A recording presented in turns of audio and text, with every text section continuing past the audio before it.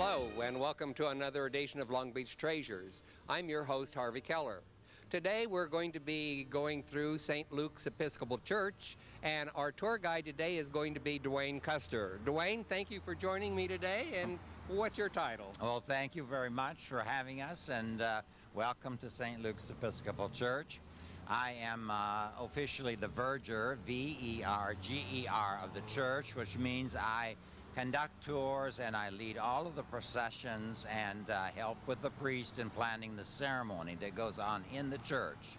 All right, let's go on a tour then, if that's your expertise.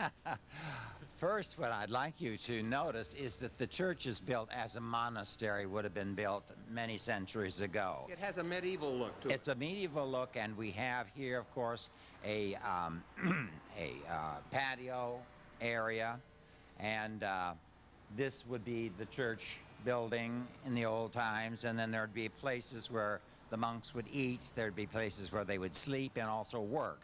That would make the four sides then of the church. Now, of course, this it's church, really English Tudor revival built around the courtyard. That's right, exactly what it is. Now, did you have a lot of damage here in 1933? In 1933, of course, that was a tragic time for St. Luke's. We were all in the Depression, of course, and this building was completely destroyed. And we had to remove everything and rebuild. The building was actually finished in 1934. Now, the reason that we were able to do that is that our rector, or pastor at that time, was Barry Austin, a very influential man, particularly in the East Coast, and he was able to go and tap a few people like Eleanor Roosevelt for a few bucks, and he was able to come back here, and in 1934 this church opened in less than a year. Now, a completely new church? Completely new church as you see it now. Wow. So that was really something. I mean, we were very pleased to have been able to do that. Church services during the earthquake itself were held here on Atlantic Avenue, and the naval unit here in the downtown area where we had our naval base, they took care of coming out and doing some shoveling and stuff, so we got back into the church almost as quickly as the church was built. So we started it again in 1934. Could we go on in? Let's go on in.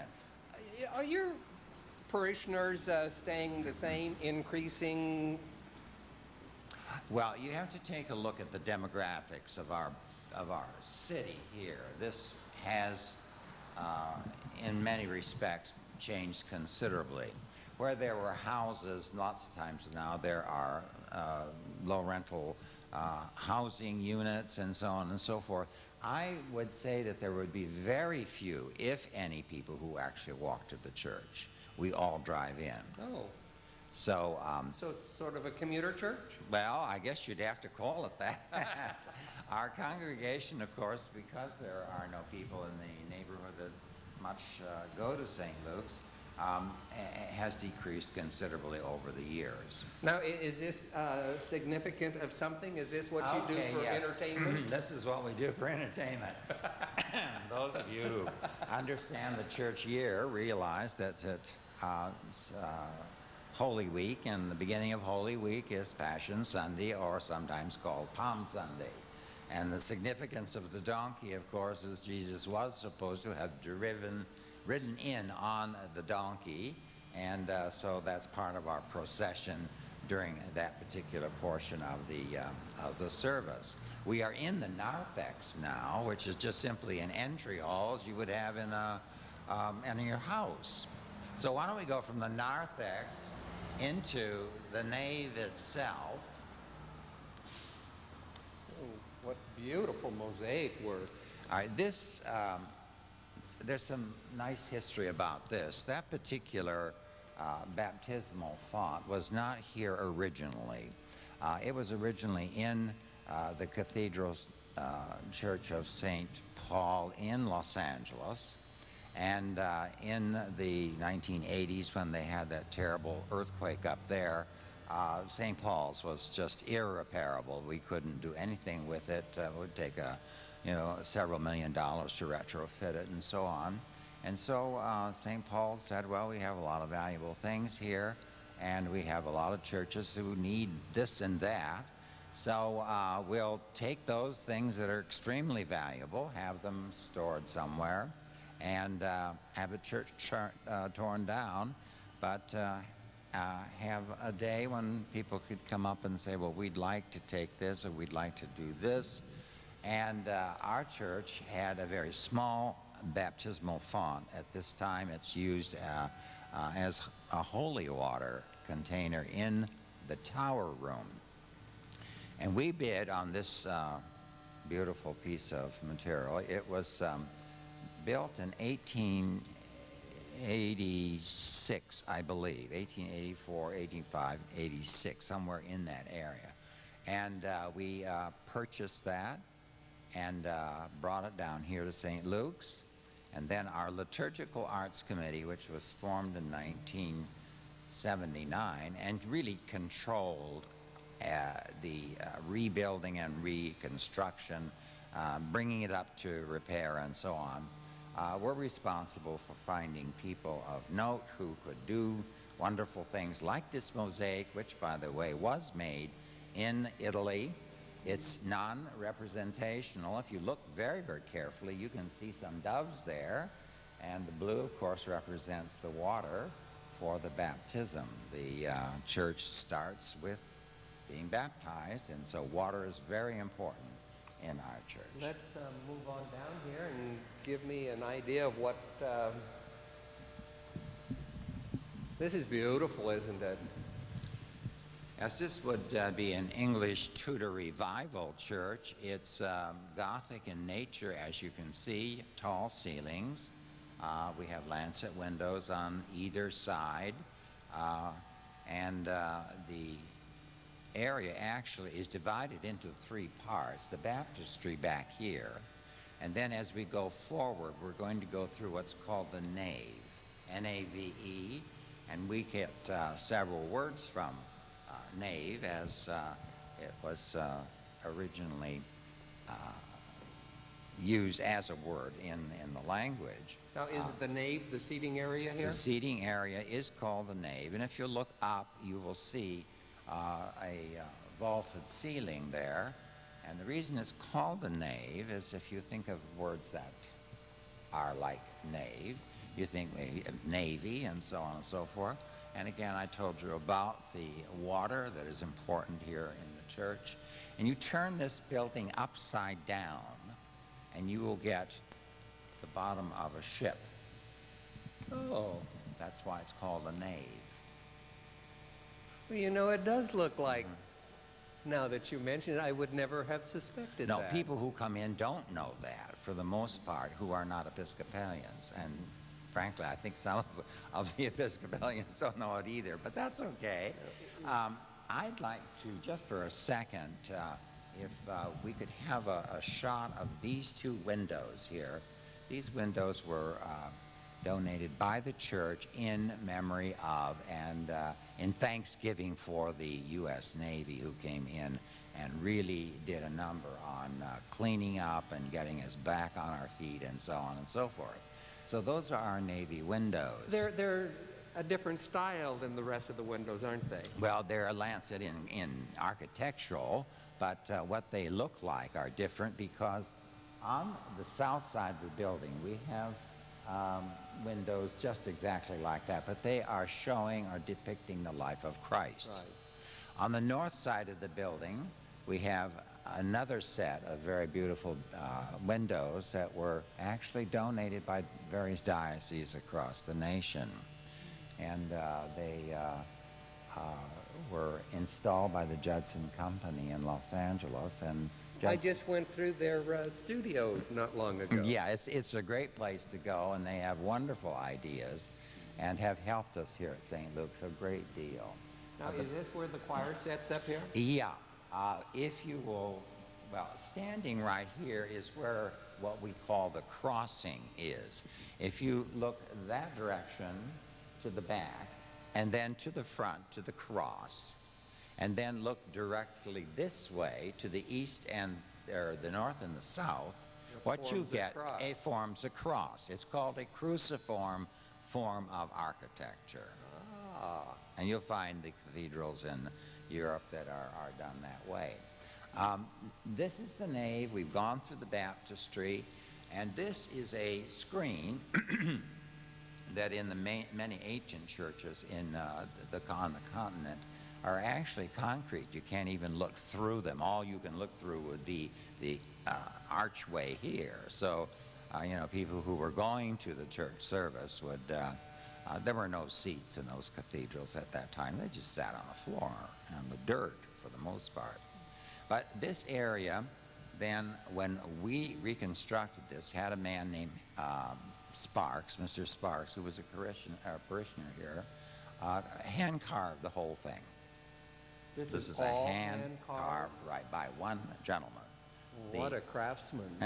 The ambo, or what we call a pulpit, is there. The lectern, where we have the readings of the Word. All of this area here was done by Mr. Sparks. Now that separates then the nave from the choir, which, let's go up here and we'll show you a little bit about the choir of the church. We had in actually the 30s and 40s and early 50s, we had a very outstanding men and boys choir. They were hired by people in Hollywood, and I think they were in approximately 40 different movies. And these boys were, of course, paid, just as anybody else would be paid if they were in a motion picture. And the last thing they actually did in Los Angeles was done at the Mark Taper Forum. And the second performance, I believe, of Leonard Bernstein's Mass was done there. And we had, I think, about 12 or 14 of our boys sang there. Well, it was kind of traditional for them to give back what they had earned, you know, kind of like a tithe.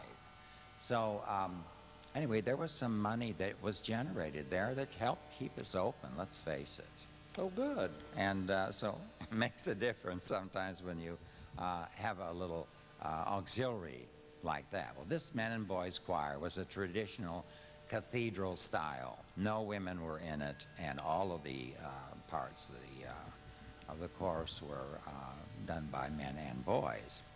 If you want to look a little bit at the choir itself, we have the organ casements on each side.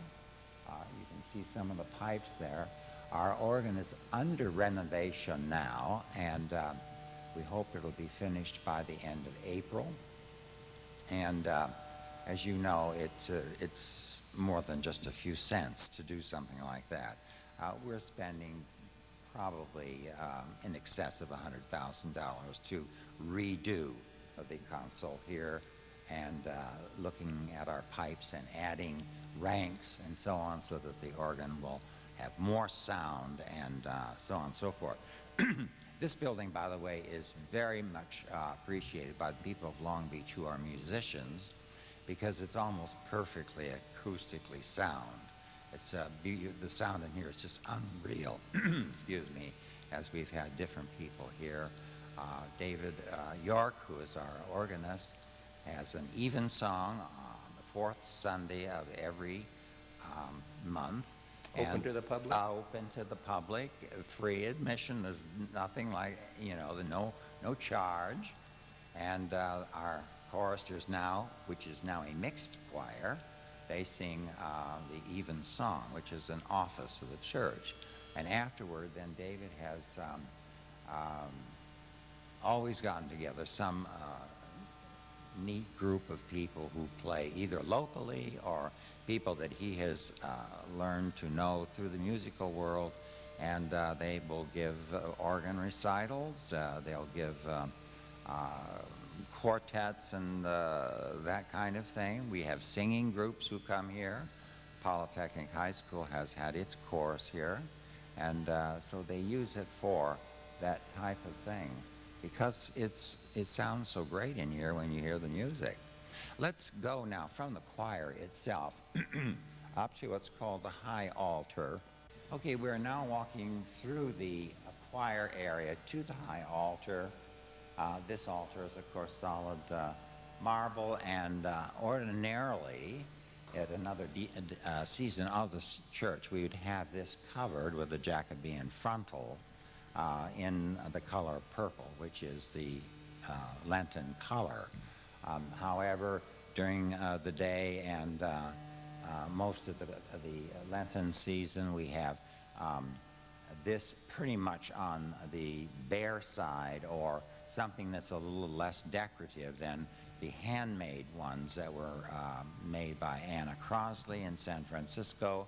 They're beautiful. Maybe at a point somewhere along here I can show you something that she has done.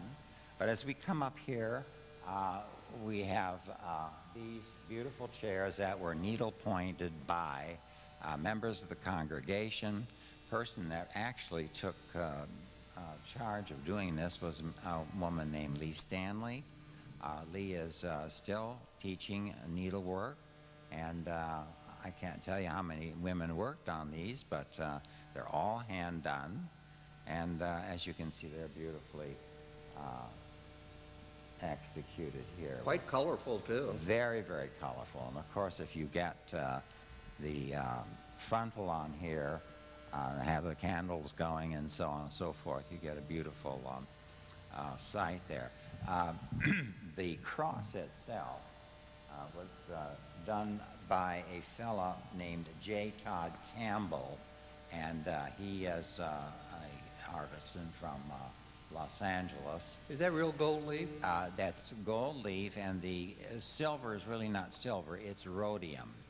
And we have to be very careful that we keep this clean because of the smog and all that stuff that's in the air does sometimes make it a little bit difficult to keep shined. But anyway, as you can see, we have theatrical lights that will set that off just beautifully. What's the difference between an Episcopal church and a Catholic church? Okay, we are both members of what would be called the Catholic body of religion.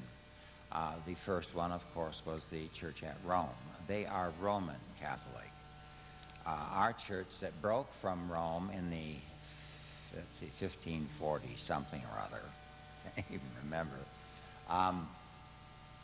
they became a part of the Catholic tradition also, but we are Anglo-Catholic.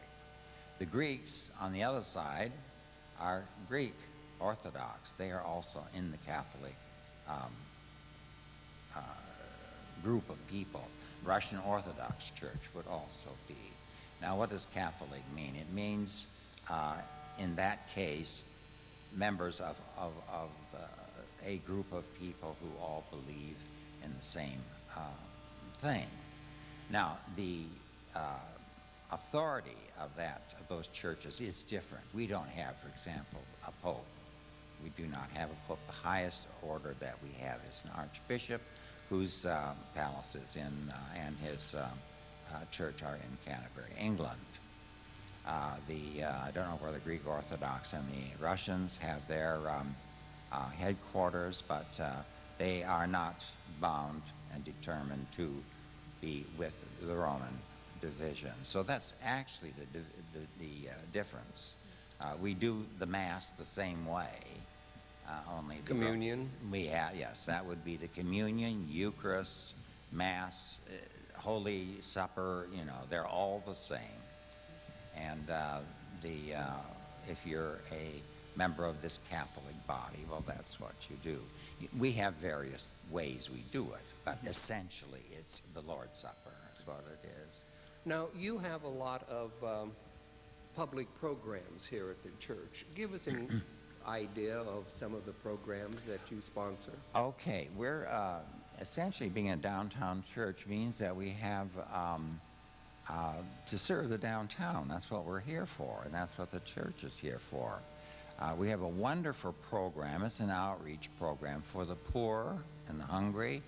We serve luncheon here on every other Saturday, I think, 2 Saturdays a month, and then 2 other churches come and use our facility and feed the hungry that come. We have up to 200 people sometimes just waiting for the doors to open so they can have a healthy, good lunch.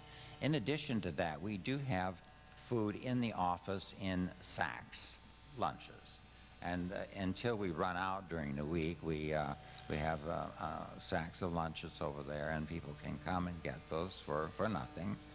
And in addition to that, we have a clothing department where people can come and pick up a sweater if they need it and they're cold, or if they need shoes and whatever.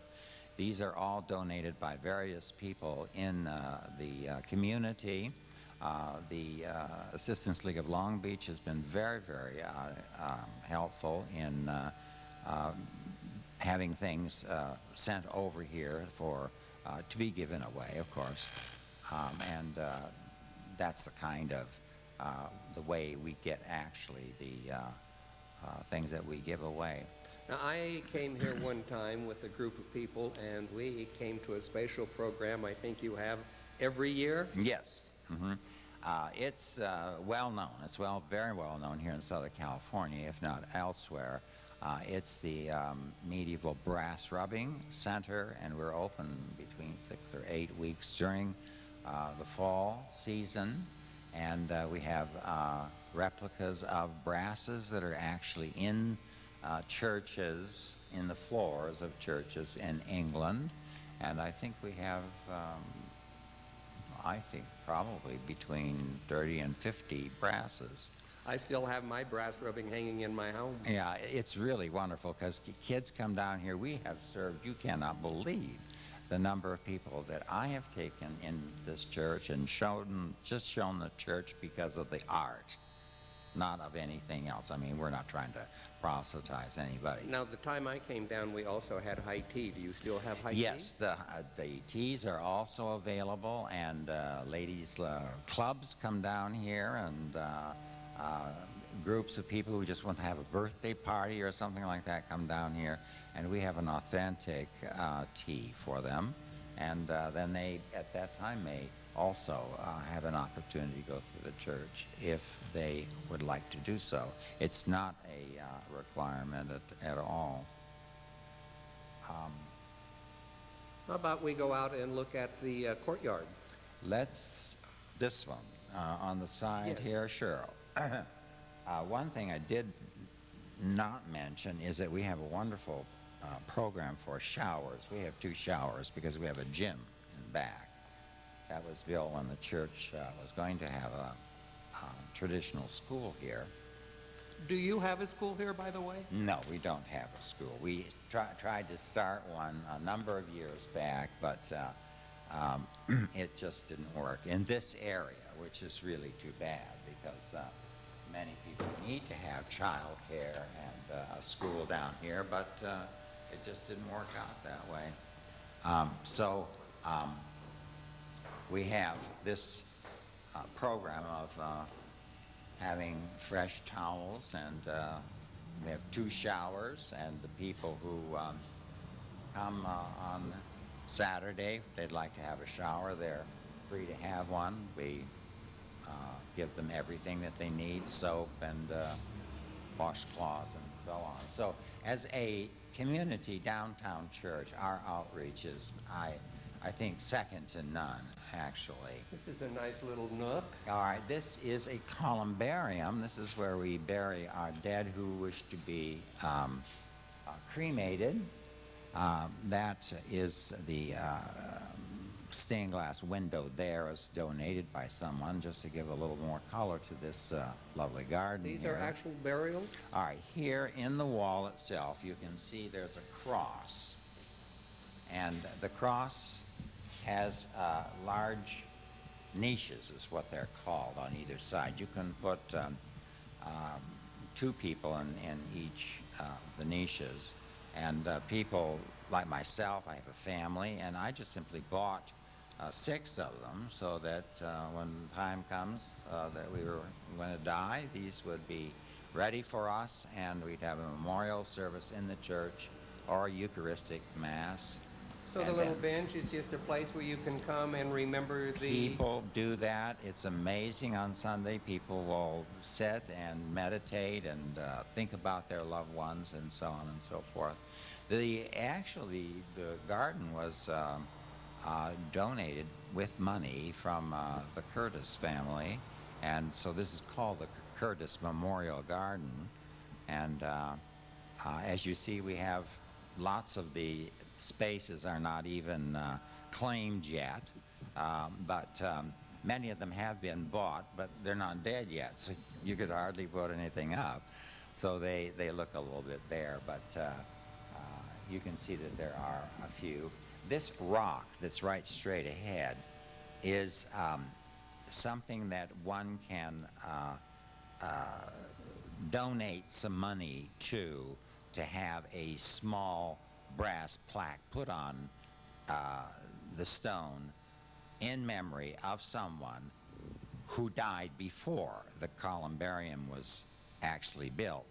But the people wanted some sort of a remembrance of their dead loved ones. And so this idea came up, and as you can see, we've already got 6 or 8 or so people who have bought a section of that just for the plaque itself. But they come in and they sit on the bench, and as you can see, it's a well-attended garden, and I like that idea, because if you worshiped here all your life, this would be a great place. This is a great place. So I remember someone, we were on the committee also, that did this. And there was one woman on the committee said that she, her intention was, of course, to buy some columbarium niches there. And she said, you know, well, if I'm alive and some of my relatives are dead and I walk by here on a Sunday, I can say, "Hi, Jack, glad to have you here with me." I mean, she actually said this. I mean, I was really taken aback in a way, but isn't that great to think? That You know, we're out of time already, and it seems like we just got started. Dwayne, thank you so much for Not being at our all. tour guide, and I thoroughly enjoyed it, and your church is beautiful. Thank you very much, and thank you for coming by and letting us show the public what we My have. pleasure, down there. sir. Thank you very much. And be sure and join us again next month as we take another walk through history and uncover more Long Beach treasures.